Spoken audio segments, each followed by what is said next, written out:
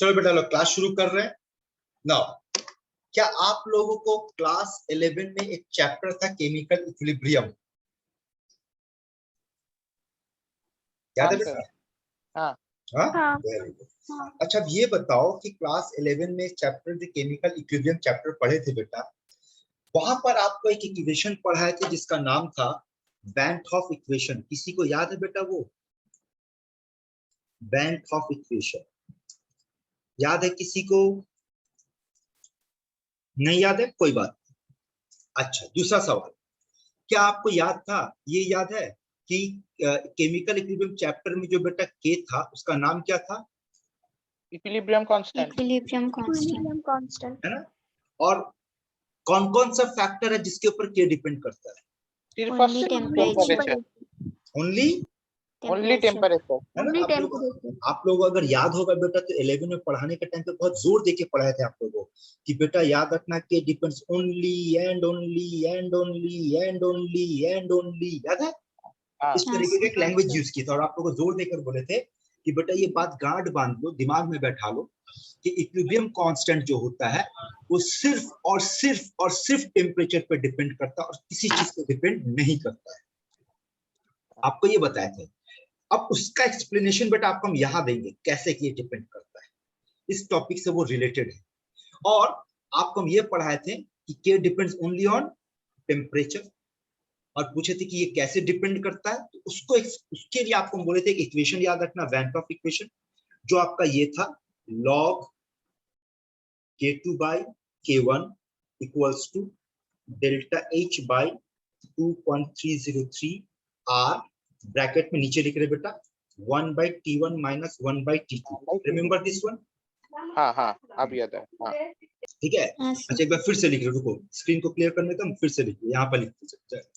तो बेटा आपको हम वैन हॉफ इक्वेशन में ये पढ़ाए थे, van Hoff equation, this is van Hoff equation, वो था log K2 by K1 equals to delta H by 2.303 R 1 by T1 minus 1 by T2। Remember this one? ये हम लोग पढ़े थे। और ये क्लास 11 में था। क्लास 12 में एक चैप्टर आपको पढ़ाए थे जिसका नाम था सॉल्यूशन। सॉल्यूशन में एक इक्वेशन पढ़ाए थे जहां पर वेपर प्रेशर और टेम्परेचर का रिलेशन था। सर हम लोगों का सॉल्यूशन नहीं हुआ है। वो नहीं हुआ? वेरी गुड, कोई बात नहीं, सुन लो, नहीं हुआ तो सुन लो। सॉल्यूशन चैप्टर जब पढ़ाएंगे, अगर नहीं पढ़ाए तो जब भी पढ़ाएंगे तो वहां एक रिलेशन आएगा वेपर प्रेशर और टेम्परेचर के साथ। और वेपर प्रेशर और टेम्परेचर के साथ जो इक्वेशन है उसका नाम है क्लॉजियस कैल्पायरंस इक्वेशन। ऊपर वाला था वैन हॉफ इक्वेशन, इसका नाम है क्लॉजियस कैल्पायरंस इक्वेशन।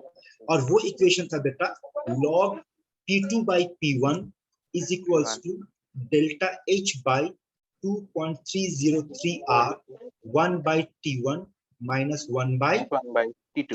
देखो एकदम सेम टू सेम क्वेश्चन है, इक्वेशन है। K2 by K1 सिर्फ P2 by P1। P2 by P1 बस इतना ही चेंज है। बेटा याद रखना पूरे केमिस्ट्री में, पूरा केमिस्ट्री का जो आपका सिलेबस है उस सिलेबस में ये फॉर्मूला और एक फॉर्मूला देखो नीचे लिखते हैं यहाँ पर log K2 by K1 is equals to EA by 2.303 R 1 by T1 minus 1 by T2। और इस इक्वेशन का नाम है Arrhenius equation. This equation is Arrhenius equation. तो पूरे केमिस्ट्री में अगर आप ध्यान से देखोगे तो आर्हेनियस इक्वेशन से मिलता जुलता आपके पास दो और इक्वेशन, यानी टोटल 3 इक्वेशन। ठीक है। इस वक्त आर्हेनियस इक्वेशन का जो भी डिटेल पढ़ाएंगे बेटा, उसके ऊपर जो ग्राफ बताएंगे, अगर आप एक एग्जाम में, कॉम्पिटिटिव एग्जाम में, यहां पर एक और बात बता दे पहले। नाउ आर्हेनियस इक्वेशन में के का मतलब क्या है बेटा? Rate constant. Clausius Clapeyron equation में पी का मतलब क्या है? Vapour pressure. और वैन हॉफ इक्वेशन में के का मतलब क्या है? Equilibrium constant. ठीक है। तो अगर कभी आपके एग्जाम में इक्विलिब्रियम कांस्टेंट का ग्राफ पूछ ले या वेपर प्रेशर का ग्राफ पूछ ले बेटा, तो जो आज आपको हम पढ़ाने वाले हैं आर्हेनियस इक्वेशन का कांसेप्ट, वही चीज बिल्कुल अप्लाई कर देना, बस सिंबल का मीनिंग बदल देना। ठीक है, सिंबल का मीनिंग बदल देना। ये आपको तरीका बता दिए हैं। अब आओ बात करते हैं, यहाँ देखो क्या है। पहले बात करते ये सुनो, के किस पे डिपेंड करता है। यहाँ पर के का मतलब we are talking about rate constant. हाँ, के किस पे डिपेंड करता है, तो आंसर है ओनली टेम्परेचर। आंसर है ओनली टेम्परेचर।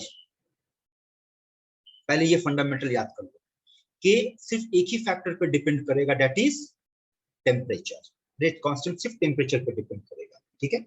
और यहाँ पर एक टर्म है जिसको हम लोग बोलते हैं बेटा टेम्परेचर कोफिशिएंट, और टेम्परेचर कोफिशिएंट का डेफिनेशन है ratio of rate constant. Ratio of rate constant of what? Ratio of rate constant at two temperature differing by 10 degree Celsius. 10 degree Celsius, है ना।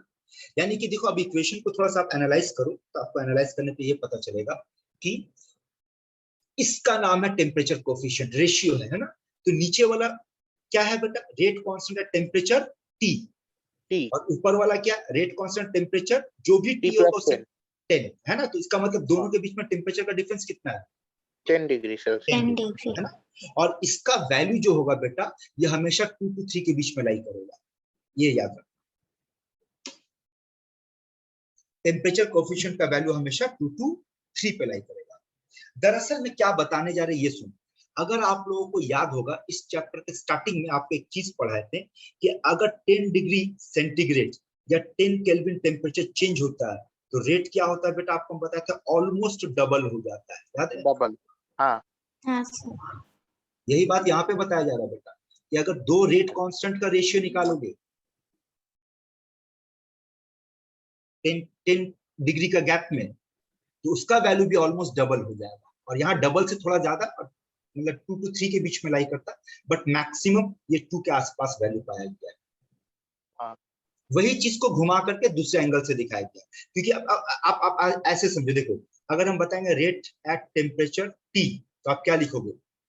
Rate constant at temperature T, concentration of A to the power N, है ना। हाँ। और यहाँ क्या बोलेंगे? Rate at T plus 10, तो आप क्या बोलोगे? K T plus 10 plus 10 A to the power. और इन दोनों का रेशियो क्या होगा? तो हम लोग क्या पढ़ते हैं, रेट जो होगा अगर 10 बढ़ेगा तो ऑलमोस्ट डबल हो जाएगा बेटा। हाँ। तो ये इसका मतलब क्या होगा? इसका रेशियो निकालेंगे तो बेटा ये और ये तो कट गया, तो सेम आएगा कि नहीं आएगा? ठीक है, तो ये हाँ। याद रखना है आपको। अब आ जाओ मेन पार्ट पे जिसका हम लोग बात कर रहे हैं, आर्हेनियस इक्वेशन। सबसे पहले आर्हेनियस इक्वेशन का फंडामेंटल को रट जाओ, k equals to a e to the power of minus A by RT। पहले इसको रट जाओ, और साथ में ये याद रखो व्हाट इज k, तो rate constant. What is a का नाम क्या है? तो a का नाम है बेटा आर्हेनियस कांस्टेंट। a का एक और नाम है frequency factor. Frequency factor. a का एक और नाम है pre exponential factor. Exponential factor, ये 3 नाम याद रखो। a, अब इसका थोड़ा सा लॉजिक सुन लो, a का तीनों नाम का लॉजिक सुन लो। पहला नाम क्या है बेटा इसका? Arrhenius constant. तो जाहिर सी बात है आर्हेनियस इक्वेशन दिया तो कांस्टेंट उसके नाम पे डाल दिया गया, ठीक है। आखिरी वाला नाम क्या है? Pre exponential factor. वो इसलिए कहा गया बेटा क्योंकि फॉर्मूला में लिखने के टाइम पे इस कांस्टेंट को किसके पहले लिखा गया है? एक्सपोनेंट के पहले लिखा गया है ना। तो प्री का मतलब क्या होता है? पहले। पहले तो एक्सपोनेंट के पहले जो टर्म लिखा गया उसको नाम दे दिया। अब फ्रीक्वेंसी फैक्टर क्यों बोलते हैं ये 2 मिनट के बाद आपको समझाएंगे जब आगे बढ़ेंगे। तो ये हो गया। अब अगला सुनो, और ये वाला जो चीज बताने जा रहे हैं बेटा ये ऑलरेडी कॉम्पिटिटिव एग्जाम में पूछा है। व्हाट दिस रिप्रेजेंट्स, ये पूरा का पूरा टर्म किसको रिप्रेजेंट करता है?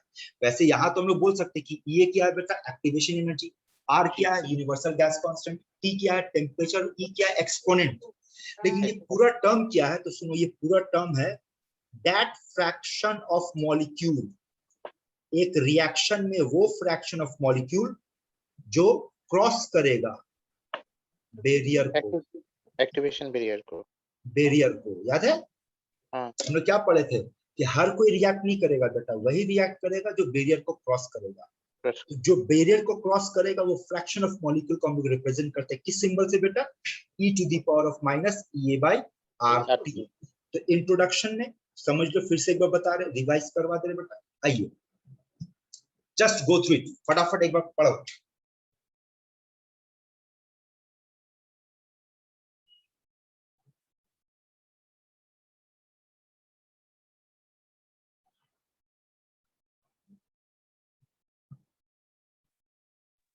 हाँ सर। हाँ सर। अब देखो ए का भी एक डेफिनेशन दिया, ए क्या डिफाइन कर रहा है। ए को बोला number of effective collisions occurring पर per यूनिट टाइम, हाँ, है ना। अब आप हाँ। लोग बताओ तो पर यूनिट टाइम मतलब पर सेकंड, है ना। per second आप लोग बताओ तो इवेंट पर सेकंड को क्या बोलते हैं। कोई भी frequency इवेंट पर सेकंड को क्या बोलते हैं। frequency that's why it is also known as frequency factor.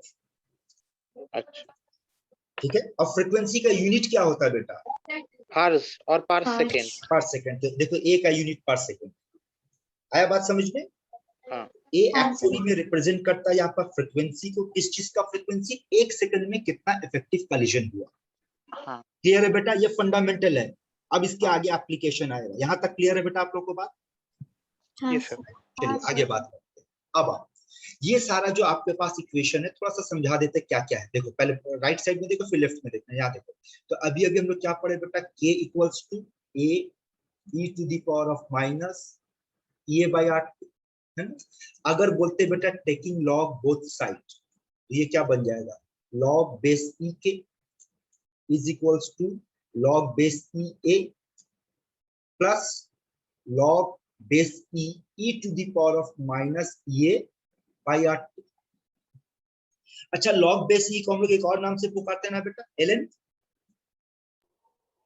हाँ हाँ, नेचुरल सर। लॉग ln के इज इक्वल्स टू क्या बोल सकते हैं, ln ln a। ln a और ये वाला पार्ट क्या होगा बेटा, बाहर आ जाएगा, बाहर आ माइनस जाएगा माइनस ये by minus R RT। 1 by T, 1 by देख सकते हैं। हाँ और हाँ, ये वाला पोर्शन क्या बन जाएगा बेटा, 1 हो जाएगा। हो गया, मिलाओ, आया ये। हाँ हाँ सर। हाँ सर ठीक है बेटा यहाँ तक। हाँ। अब आगे सुन, अगर इसको हम y मानते हैं और इसको x मानते हैं, क्योंकि बेटा हम लोग किसका किसका बात करें, k और t का रिलेशन का बात कर रहे हैं ना। तो ये देखो ये हाँ। k है और ये t है, इसका हाँ। मतलब ये m हो जाएगा और ये c हो जाएगा। हाँ ठीक। तो अगर ग्राफ पूछेगा तो y एक्सिस का मतलब ln के, x एक्सिस का मतलब 1 1 बाई by t। 1 तो by ग्राफ t। क्या ऐसे बनेगा बेटा, नेगेटिव स्लोप। हाँ हाँ। सर। जहां पर इसका स्लोप का वैल्यू क्या होगा, ln a। माइनस ये बाई 8 that माइनस ये ये बाई बाई 8 आर माइनस ये बाई आर। हाँ। चेक करो, ये सर हाँ, स्लोप सर। माइनस ये बाई आर होगा बेटा। और y इंटरसेप्ट का वैल्यू क्या होगा यहाँ पर, ln a ln, ln a। है ना। और ये भी सुन लो, अब आगे देखो, कई बार ऐसा भी होता है आपके एग्जाम में क्वेश्चन ln पे नहीं बात करके लॉग पे बात करेगा। लॉग मतलब अगर हम लोग सिर्फ लॉग बोलेंगे तो इसका मतलब बेस कितना होता है बेटा, 10 10 है, डिफॉल्ट है। by हाँ। तो बोलो अगर इसको लॉग बेस 10 में कन्वर्ट करना तो क्या करेंगे, मल्टीप्लाई करना 2.303। तो ये log a हो जाएगा, k हो जाएगा। और यहाँ पर क्या हो जाएगा, अच्छा। 2.303 log log a। a हो जाएगा minus e by R 1 by T. ठीक है, यहाँ तक देखो। हाँ सर। ये सर अब अगर हर एक एक्सप्रेशन को 2.303 से डिवाइड कर देंगे बेटा तो बोल क्या बनता है लेफ्ट साइड में, log k equals to बोलो क्या होगा, log a log a minus minus a by 2.303 303 r t। into 1 1 by by t। T. हाँ 1 by t हाँ देख तो ये इक्वेशन इसको रिप्रेजेंट कर रहा, मिलाओ। हाँ ये हाँ सर सर। ठीक है। और इसमें अगर आपसे पूछ दिया कि ग्राफ बना के दिखाना है, किसके वर्सेस किसका, लॉग के वर्सेस 1 by 1 बाई टी, तो ग्राफ तो वही बनेगा बेटा। वही बनेगा हाँ। बस स्लोप अब जो होगा, अब स्लोप, पहले स्लोप क्या था, पहला स्लोप था माइनस ए बाई आर ये बाई 8 जब एलएन में हाँ। था। और अगर एलएन की जगह लॉग दे देगा तो साथ में क्या दे देंगे बेटा हमको, 2.303 2.303। समझ में आ रहा है, हाँ हाँ सर। क्लियर है यहाँ तक। ये बहुत सर बढ़िया। अब आगे देखो। सो अब इस इक्वेशन को दोबारा यहाँ से बात करना, सिर्फ इस पे फोकस करना बेटा, इस पे। ये कैसे आया आपको हम बता दिया। अब आगे सुनो, मान लो कि जब टेम्परेचर T1 था तब रेट कांस्टेंट K1 था, और जब टेम्परेचर T2 था तब रेट कांस्टेंट K2 था। तो ऐसे में क्या लिख सकते हैं, ln K2 is equals to minus EA by R 1 by T1 plus ln A, और दूसरा क्या लिख सकते हैं बेटा, ln K1 equals to minus EA by R 1 by T2 plus ln A, और दोनों इक्वेशन को अगर माइनस कर दे, माइनस माइनस, तो ये तो कट गया बेटा। तो बोल ln K2 minus ln K1 क्या लिखेंगे बेटा हम लोग, ln K2 by K1 है ना। अब इस पे ध्यान दो, इस टर्म पे, यहाँ पे ध्यान देना। बोलो यहाँ से हम लोग क्या कॉमन निकाल सकते हैं, ये बाई को EA by R minus A by R. अंदर में क्या आएगा बेटा, 1 by T2 minus 1 by T1 ये चीज, तो 1 by T1, 1 by T1 minus 1 by T2। तो देख तो ये इक्वेशन तैयार हुआ। हाँ सर। Yes sir. हाँ ठीक है। हाँ। अब फिर से लॉजिक यूज करना, अगर ये इक्वेशन बन गया ln के फॉर्म में है, तो सेम इक्वेशन लॉग के फॉर्म में आएगा, देख तो।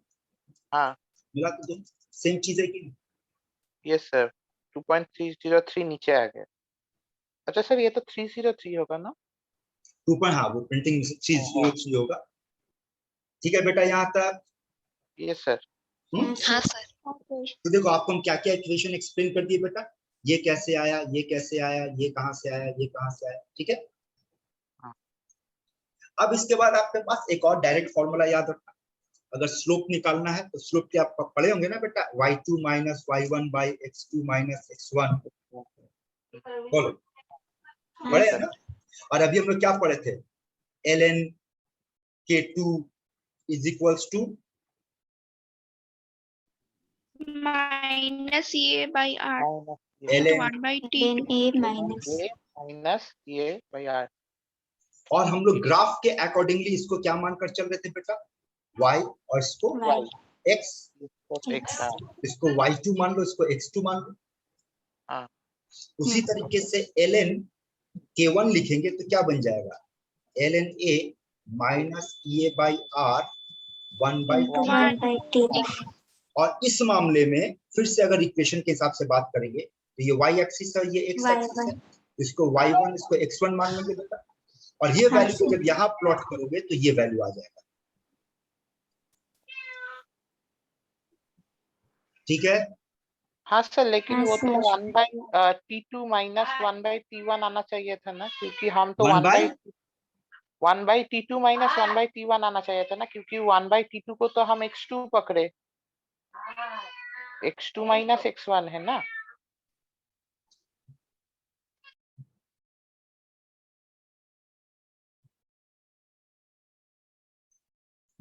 चलो फिर से समझाते हैं, यहीं से बात कर लो, यहां से भी आपका आंसर आ जाएगा।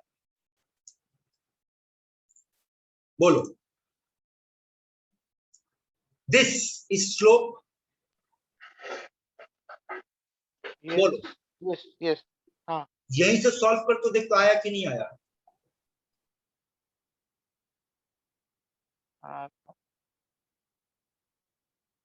By 1 by T1। अरे बेटा हाँ। अगर यहाँ से हाँ, स्लोप निकालना डिवाइड कर मतलब दिए। ये बाई आर, यही है ना आपका स्लोप, हाँ, ये बाई यार। हाँ तो क्या आएगा आपका, आएगा क्या, ln K2 by K1 by K1 by, by 1 by T1 यहाँ माइनस से भी आ गया, देखो आ रहा है कि नहीं आ रहा है। हाँ सर। हाँ सर। कहाँ से आया है बेटा, ये दिखा दिया आप लोगों को। बोर्ड एग्जाम में हो सकता है डिराइव करने को दे दे, लेकिन कॉम्पिटिटिव एग्जाम में ये सारा क्वेश्चन आप डायरेक्टली यूज करोगे। क्लियर है यहाँ तक। Yes sir. अब ये आखिरी एक फॉर्मूला आया, अब ये क्या है, कहां से कैसे है, अब इसको समझाते हैं।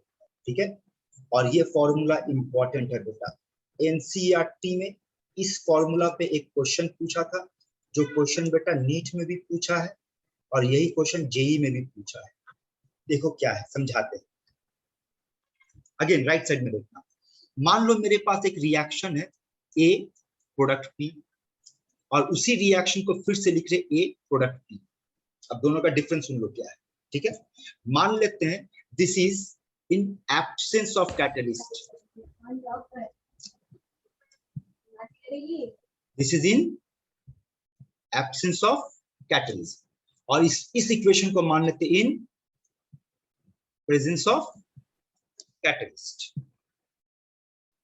समझ रहे हम क्या मान के चल रहे बेटा? एक ही रिएक्शन को हम दो नजर से देख रहे हैं। एक, जब कैटलिस्ट के, याद करो ना पिछले क्लास में भी ग्राफ में बात किए थे बेटा, इन एब्सेंस ऑफ कैटलिस्ट, याद है? अगर हमारा ग्राफ ये है, अगर कैटलिस्ट होगा तो ग्राफ नीचे आ जाएगा, नीचे आ जाएगा, और कैटलिस्ट नहीं होगा तो ग्राफ ऊपर चला जाएगा, यही था ना? हाँ सर। हाँ, तो अगर यहाँ बात करते हैं बेटा, तो हम अज्यूम कर लेते हैं कि इक्वेशन को दो रूप दे दिए बेटा, एक इन प्रेजेंस ऑफ कैटलिस्ट और एक इन एब्सेंस ऑफ कैटलिस्ट, और मान लेते हैं कि ये वाला इन एब्सेंस ऑफ कैटलिस्ट का रेट कांस्टेंट Ka, और इन presence of rate constant, presence वाले को Kp मान लेते हैं। समझ में आ रहा सिंबल का मतलब? मिला यहाँ से सिंबल मिला है? समझ में आ रहा? हाँ सर। अब सोचो, और अब सोचो कि इसके लिए अगर हम Ka लिखेंगे तो Ka क्या लिखेंगे? A, अच्छा कंफ्यूज मत करना, ये ए एब्सेंस है और ये ए आर्हेनियस इक्वेशन है, ठीक है ना? हाँ, ठीक है। और e to the power of minus activation energy in absence of catalyst by RT लिख सकते हैं। हाँ, और सर। उसी तरीके से यहाँ लिख सकते हैं rate constant Kp is equals to a e to the power of minus Ea presence of catalyst by T, और इन दोनों को अगर डिवाइड कर देंगे तो बोलो क्या आएगा? Ka बाय Kp, बोलो ए और ए कट जाएगा बेटा, है ना? और डिवाइड करने पे बोल पावर क्या होता है? पावर माइनस माइनस हो जाता टू है, डी। माइनस हो जाता है, तो माइनस का मतलब ऊपर वाला क्या रहेगा? माइनस माइनस नहीं बाई रहेगा। RT, और नीचे वाला माइनस होने का मतलब प्लस हो जाएगा, प्लस हो जाएगा, हाँ sir. EAP by by RT। अब इसी चीज को देखो तो यहाँ लिखा, चेक करो। हाँ सर, ये उल्टा करके मेंटल कैलकुलेशन खुद कर लो। हाँ जस्ट उल्टा करके लिखा है, ठीक है?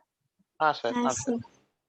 उल्टा हो गया, ठीक है, उल्टा हो जाएगा, यहाँ उल्टा कर दिए, उल्टा करने पे, ठीक है? अब ये Yes, sir. जितना भी इक्वेशन आया है इसको बेटा कैसे कहां से आया याद रखना।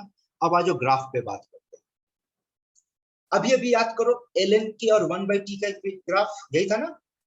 यही था। हाँ सर। और अगर ln के जगह log आ जाए तब ये स्लोप क्या हो जाएगा? माइनस ये बाई माइनस ये बाई 2.363 आ जाएगा, ठीक है? बाकी अच्छा ये देखो तो, ये वाला लाइन पढ़ो तो, पहला लाइन पढ़ो तो, according to this equation rate constant increases exponentially with temperature। और क्या आपको पता है कि ये जो आप ग्राफ देख रहे हो बेटा ये एक्सपोनेंशियल ग्राफ है? देखो तो रेट कांस्टेंट टी के साथ ये एक्सपोनेंशियल है, एक्सपोनेंशियली। अगर बेटा हमारा कोरोना का ग्राफ देखोगे यही ऐसी भाग रहा है, एक्सपोनेंशियल ग्राफ भागा था ऊपर। हमारा जो कोरोना का ग्राफ टाइम का सर, हाँ किस टाइम में सर? नहीं समझे बेटा, क्या बोला? फिर से बोल। किस वक्त? क्या चीज का किस वक्त? ग्राफ ऐसा भागा सर। किसका ग्राफ? पूरा आधा अधूरा बात मत किया कर। जो चीज का बात कर रहे सर, किसका कोरोना बात कर रहे किसका? हैं? पूरा खुल के बोलो ना, कौन सा गंदा बात हो रहा है जो हिंट में बात कर रहा है? खुल के बोलो। कोरोना का ना सर? हाँ कोरोना का ना। तो कोरोना जब हम लोगों का बढ़ना शुरू किया था, हम लोग क्या बात करें बेटा? ग्राफ ऊपर जाने का मतलब क्या हो रहा? ग्राफ क्या हो रहा है? ये इंक्रीजिंग ग्राफ है ना। तो जब हम लोग का कोरोना का केसेस बढ़ रहा था तो वो एक्सपोनेंशियली बढ़ रहा था। अगर आप जा करके रिपोर्ट पढ़ो तो हर रिपोर्ट में यही बताया गया कि कोरोना का ग्राफ एक्सपोनेंशियली इंक्रीज किया है, ठीक है? तो के और टी का ग्राफ बेटा याद रखना ये, लेकिन के के साथ एक्टिवेशन एनर्जी का ग्राफ नेगेटिव एक्सपोनेंशियल है। ये एक्सपोनेंशियली इंक्रीज कर रहा है और ये एक्सपोनेंशियली डिक्रीज कर रहा है, क्योंकि आपके फॉर्मूला में के में ये कैसा था? माइनस में था ना बेटा?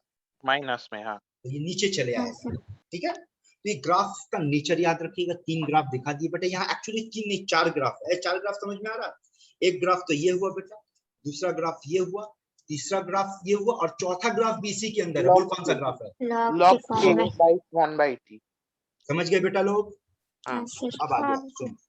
अब कैरेक्टरिस्टिक ऑफ आर्हेनियस इक्वेशन, जो इक्वेशन पढ़े उसका कुछ प्रॉपर्टीज सुन लो क्या क्या है। पहला, larger the activation energy of a reaction, smaller is the value of rate constant. यही बात तो ग्राफ में भी बताया जा रहा है, देखो तो।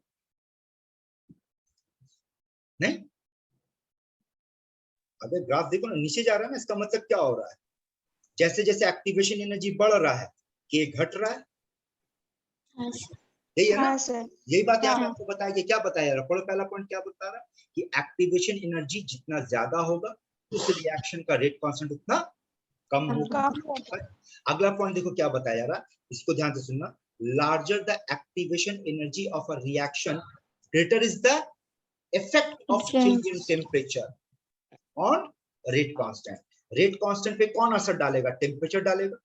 टेम्परेचर तो देखा ये गया कि एक्टिवेशन एनर्जी अगर ज्यादा होगा तो टेम्परेचर का इफेक्ट रेट कांस्टेंट पे भी ज्यादा पाया गया। थर्ड पॉइंट देखो क्या कहता है, थर्ड पॉइंट ये बोलता है बेटा, for lower temperature range, language को थोड़ा सा समझना, लोअर टेम्परेचर रेंज, मान लो लोअर टेम्परेचर रेंज को हम लोग मान लेते हैं कि मेरा टेम्परेचर चेंज हुआ 10 डिग्री सेंटीग्रेड से लेकर के 20 डिग्री सेंटीग्रेड, तो इंक्रीज इन टेम्परेचर कितना है बेटा, 10 डिग्री सेल्सियस। 10, हाँ 10 10. Increase in temperature causes more change in the value of K than the same increase in higher temperature change. Higher temperature range मान लो कि 300 डिग्री सेंटीग्रेड से 310 degree centigrade, तो बोल दोनों रेंज में टेम्परेचर का डिफरेंस कितना है, डिफरेंस सेम है, डिफरेंस तो सेम है ना। हाँ। अब इस हाँ। मामले में कौन सा टेम्परेचर के पे ज्यादा इफेक्ट डालेगा, वो 10 to 20 डिग्री तो सेल्सियस। आपको बताया जा रहा है कि जहां Lower टेम्परेचर का temperature लोअर रेंज होगा वहां के का इफेक्ट ज्यादा होगा, ठीक है।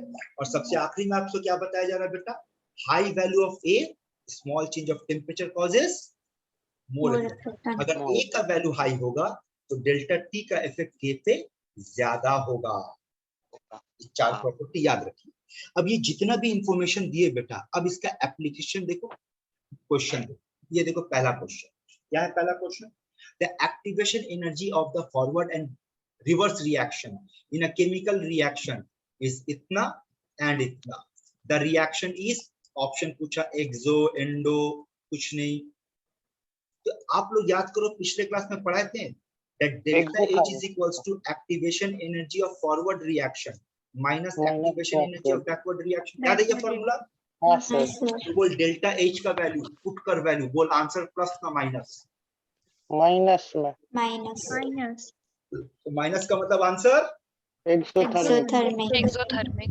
एक्सोथर्मिक। आया समझ में कैसे सॉल्व किए बेटा। Yes, sir. अब अगला क्वेश्चन यहाँ देखो, पढ़ो पहले आप लोग,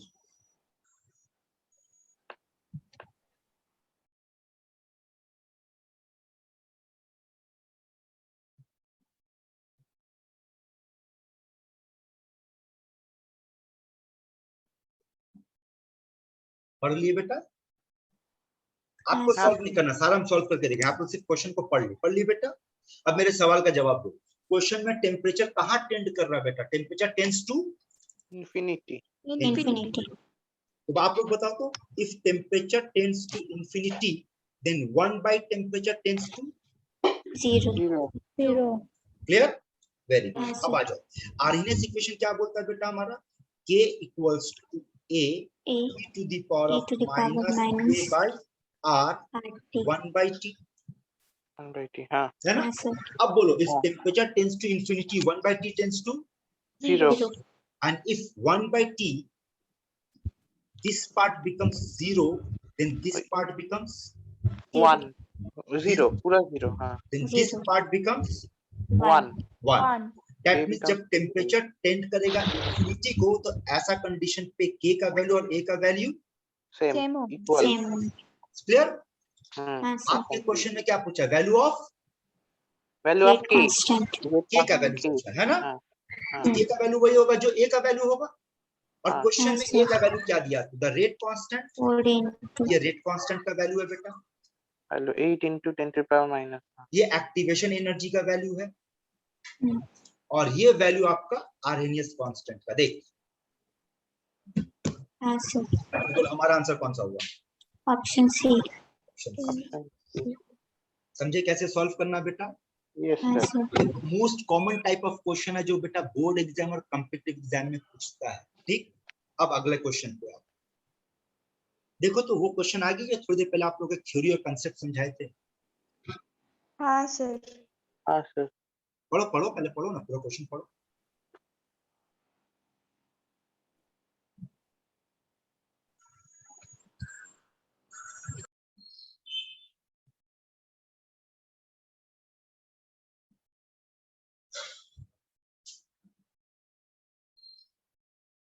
पढ़ लिए बेटा? हाँ यस सर। सर। हाँ सर। क्या मांगा है? The rate sir of ratio मांगा है, rate of the reaction is that of आपसे अनकैटलाइज्ड पूछा रिएक्शन। जा रहा है कि the rate of this reaction is that of कितना टाइम्स, है ना, ऑप्शन में टाइम्स दिया हुआ, तो कितना टाइम्स ऑफ अनकैटलाइज्ड रिएक्शन, मतलब ये पूछ रहा है कि अगर कैटलिस्ट डाल दे तो अनकैटलिस्ट माने बिना कैटलिस्ट वाले रिएक्शन के रिस्पेक्ट में ये रिएक्शन कितना स्पीड पकड़ लेगा, इसका स्पीड कितना हो जाएगा। क्वेश्चन को पहले समझ लो, हाँ सर। ठीक है। तो यहाँ रेट पूछा, आप सुन लो, कभी भी अगर आपके एग्जाम में बेटा ऐसा क्वेश्चन पूछे ना, रेट कितना इंक्रीज किया, याद रखना, के जितना इंक्रीज करेगा रेट भी उतना ही इंक्रीज करेगा। नहीं सर। क्योंकि अभी अभी आपको हम एक चीज दिखाए थे बेटा कि रेट ऑफ टेम्परेचर टी, तो K T A to the power N, है ना, और यहाँ पर अगर मान लो टी डैश, तो क्या हो जाएगा K T dash A to the power N. तो रेशियो निकालने पे तो बेटा ये कट जाएगा, इसका मतलब इसका के का रेशियो और आर का रेशियो सेम होगा, हाँ हाँ सर। है ना। तो अगर हम के का रेशियो निकालेंगे, इसका मतलब हम किसका रेशियो निकाल रहे बेटा? आर का। मतलब आर इसका का। के निकालेंगे तो आर मिलेगा। अब हाँ के का सर। रेशियो निकालने का तो बेटा फॉर्मूला आपको हम एक्सप्लेन कर दिए, कैसे आया, कहां से आया, डायरेक्ट बता दिए, है ना। हाँ। देखो यही था हाँ लास्ट वाला। लास्ट वाला, है ना। क्या था? हाँ sir. Rate constant in presence of catalyst by rate constant in absence of catalyst, E to the power absence of catalyst minus presence of catalyst का एक्टिवेशन एनर्जी बाय आरटी, यही है। तो आओ अब अगर इस क्वेश्चन को लिखते बेटा, तो देखो क्या लिखेंगे, rate constant in presence of catalyst, rate constant in absence of catalyst is equals to rate in presence of catalyst by rate in absence of catalyst, लिख सकते हैं बेटा? हाँ सर। Equals हाँ to sir. e to the power of activation energy in absence of catalyst minus activation energy in presence of catalyst Presence of by catalyst. RT। By RT. हाँ clear है? हाँ sir. अच्छा, हाँ अब sir. बताओ, question पढ़ के बताओ कि activation energy in absence of catalyst minus activation energy in presence of catalyst का वैल्यू क्वेश्चन में कितना दिया है? 8.314 किलोजूल पर मोल। किलोजूल, है ना। तो हाँ। अगर इस वैल्यू को पुट करते, तो देखो पुट कर रहे हैं, e to the power of 8.314 kilo joule, हाँ जूल में। हाँ है ना, जूल में रखेंगे, एनर्जी तो जूल में होता है बेटा, तो किलो, ठीक है। बाय आरटी, तो आर का वैल्यू बेटा कितना? 8.314 जूल हाँ, पर मोल। तो एसआई सिस्टम में हो रहा, तो बेटा एसआई सिस्टम में आर का वैल्यू कितना बेटा? 8.314। और टी का वैल्यू क्वेश्चन में कितना 300 केल्विन। 300 है? 300, देखो तो। हाँ 300। यस और ऊपर ये 1000 कर दे रहे बेटा, हाँ। तो बोलो, ये तो कट गया, तो आंसर क्या आया? e to the power of 3.33 आया, हाँ यस सर। है ना। अच्छा, आप लोगों में से देखिए किसको मैथ्स एक्स ई का वैल्यू मैथमेटिकली कितना होता है, कौन बताएगा? 2.76 ऐसा कुछ आता है। ई का वैल्यू 2.76। ये तो लिख दिए बेटा, मालूम है हाँ तो ठीक, नहीं तो रट जाओ, यस सर। ठीक है। यानी कि हाँ। अब अगर हम ई का वैल्यू पुट करेंगे तो मेरा कैलकुलेशन कैसा हो रहा है? 2.718 टू द पावर 3.3। 3.33। अब मेरे पास तो कैलकुलेटर है नहीं या लॉग टेबल तो है नहीं कि इसको नहीं। सॉल्व करेंगे, तो लॉजिक से बोलेंगे, बोल 2.718 को रफली कितना ले सकते हैं? 3।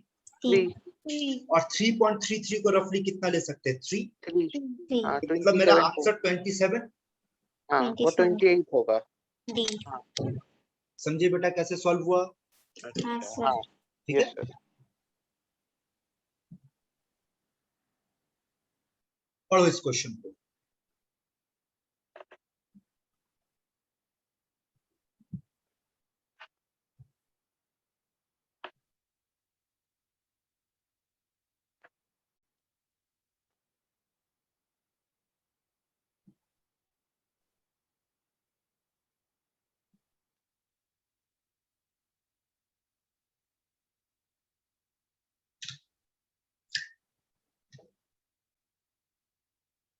पढ़े बेटा क्वेश्चन?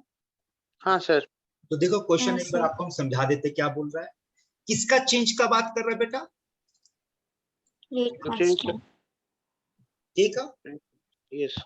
और अभी अभी क्या बोले बेटा कि अगर कभी आपसे ये पूछे कि रिएक्शन कितना बढ़ा या घटा या चेंज हुआ, तो हम के निकालेंगे तो रिएक्शन मिल जाएगा। हाँ, सर। देखो यहाँ ब्रैकेट में दे भी दिया आपको, ब्रैकेट में देखो, that is reaction rate R, है ना। और कंडीशन क्या दिया है कि एक्टिवेशन एनर्जी का वैल्यू किसके बराबर है बेटा? RT. आरटी के बराबर है। तो इसका मतलब हम क्या बोल सकते हैं कि K is equals to A e to the power of minus RT by RT yes. Equals to what? Equals to A Equals to A e to the power by A. minus 1. हाँ। हाँ, sir. यही है ना?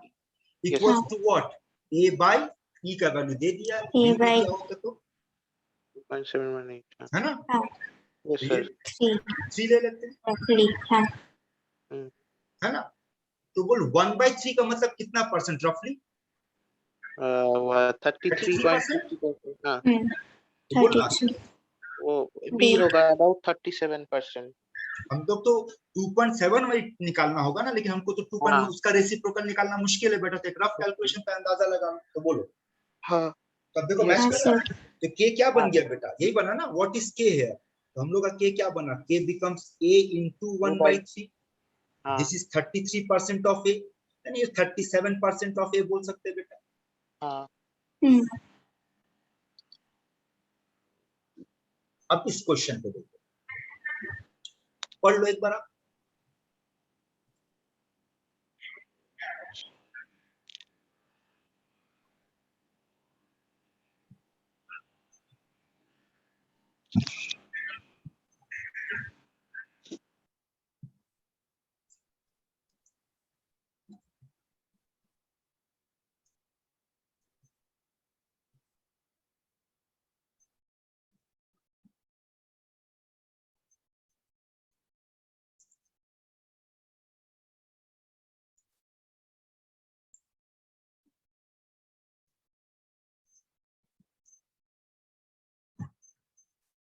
पढ़ लिए बेटा question?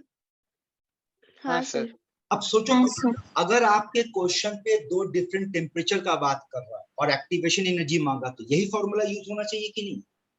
हाँ हाँ सर सर। बिल्कुल। है ना। और क्या, मान लो कि के 100 है और बोला क्या बेटा? Increases by 5%। Rate constant increases by 5%। तो फाइनल के क्या होगा? 105। 105. तो बोल K2 बाई K1 कितना हो गया? 1.05. लॉग 1.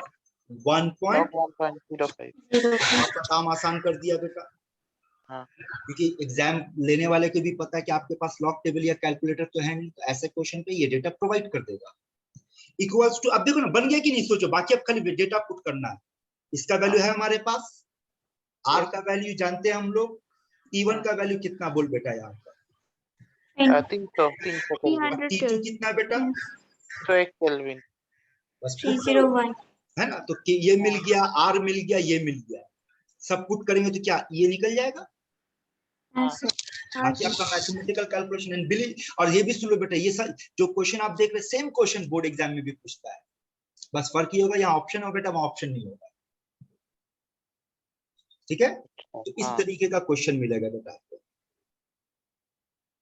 पढ़ो इसको।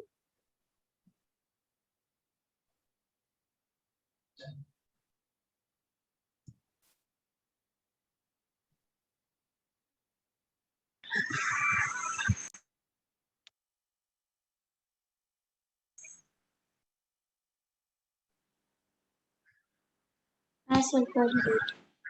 हाँ सर आंसर पढ़ लिए। D.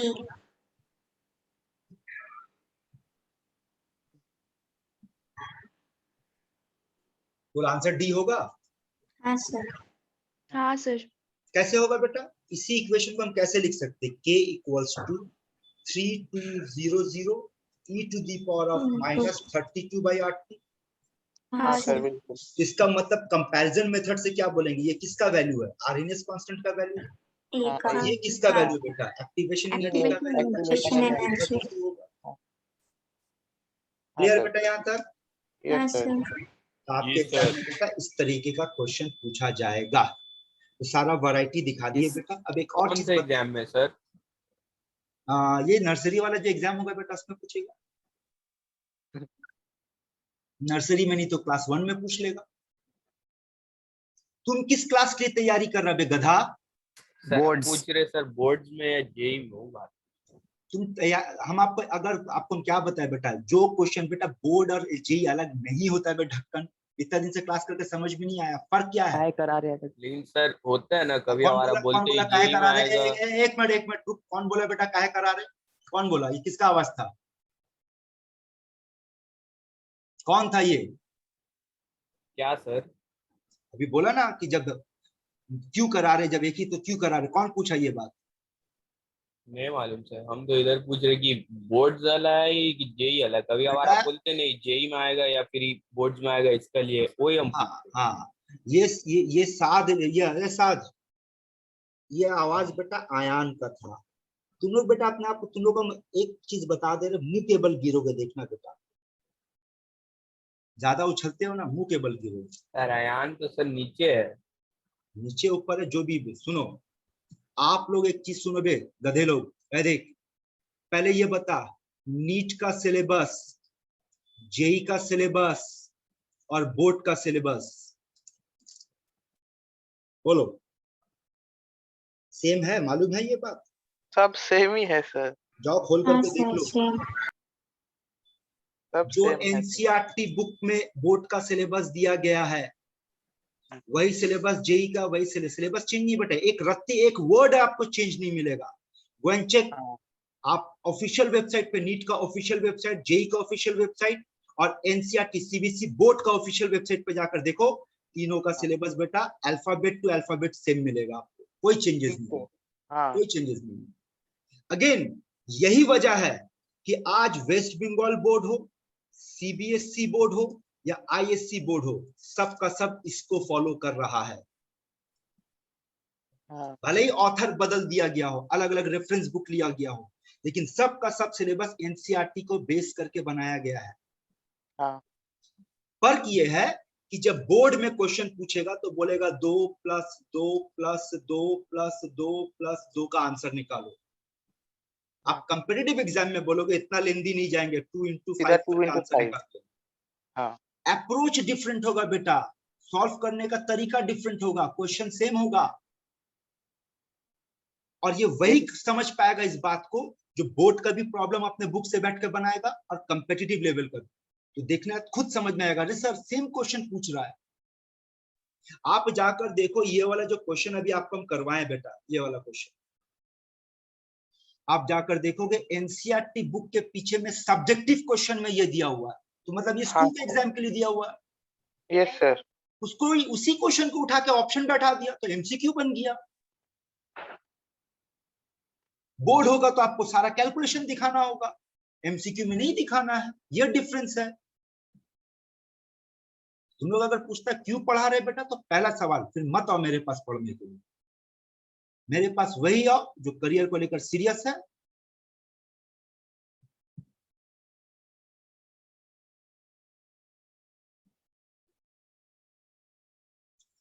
Now listen,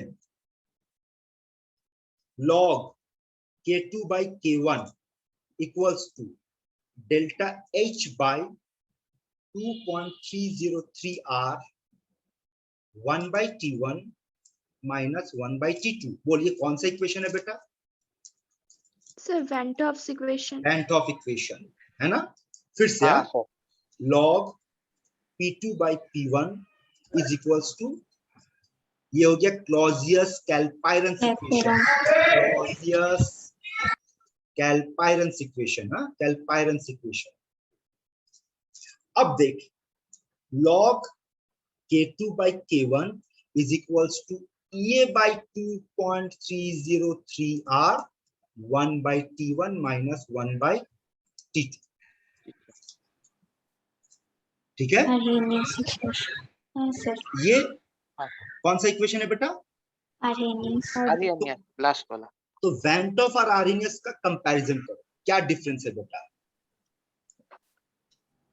sir van't Hoff went of में में के हो गया Sir, equilibrium del H. Constant, went of में के हो गया बेटा क्या, equilibrium constant. Equilibrium constant. RNS में के क्या है बेटा आपका, रेट कांस्टेंट। Rate constant. ये फर्क याद रखना। दूसरा ये याद रखना कि वेंट ऑफ में Enthalpy. एंथैल्पी है और आरएनएस में बेटा क्या है, Activation energy. यानी कि अगर सोचो तो इसका स्लोप पूछेगा तो हमारा आंसर होगा EA by 2 minus by EA by 2.303 R. लेकिन अगर इसका स्लोप पूछेगा तो चीटिंग करके बोलना बेटा क्या होना चाहिए, Del delta H by 2.303 R. समझ में आ रहा बात बेटा, हाँ सर. ठीक है। ये है थोड़ा सा एक और नॉलेज दे दे रहे, एडवांस लेवल पे ले चल रहे, जानकारी के लिए दे रहे बेटा, वैसे जरूरत नहीं पड़ेगा तो फिर भी आप बोल सकते हो कि सर क्यों पढ़ा रहे हो। बेटा पढ़ाई एक ऐसा चीज है जिसका कोई एंड नहीं है, नंबर 1। नंबर 2, अगर आप अपना लेवल को ऊपर नहीं उठाओगे तो आप रैंक हासिल नहीं कर पाओगे, क्योंकि बेटा कंपेटिटिव एग्जाम में जब क्वेश्चन बनता है तो एक लॉजिक बता रहे, सुन लो। अगर 100 क्वेश्चन बनता है बेटा तो 100 में से 40 क्वेश्चन ऐसा होता है जो हर वो स्टूडेंट करेगा जो एवरेज स्टूडेंट होता है, जो थोड़ा बहुत पढ़ा कर लेगा, 40% क्वेश्चन वो बना लेगा 100 में से। बाकी का 20% क्वेश्चन या 20 क्वेश्चन वो करेगा जो एवरेज से आगे होगा, गुड स्टूडेंट। फिर बाकी का 20% क्वेश्चन ऐसा होगा जो वेरी गुड स्टूडेंट के कैटेगरी में वो लोग सॉल्व कर पाएगा। फिर 10% क्वेश्चन ऐसा आएगा बेटा